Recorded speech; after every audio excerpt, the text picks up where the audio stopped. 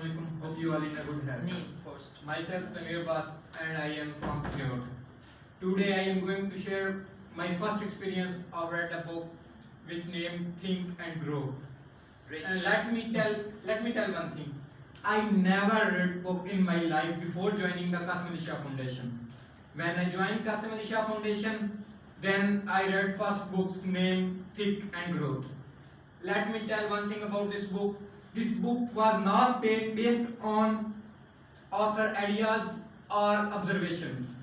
It's consists of his research, and he interviews more than 500 people, and then he come to know and write the qualities of these people and these 500 people, successful people, and he wrote 6 qualities which they have burnt desire.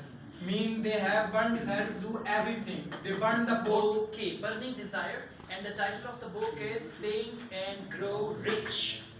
Rich should be there as well. Overall, it was quite good. Just keep it up like this. And whenever you're quoting the name of any book or anything, make sure you just say the right thing.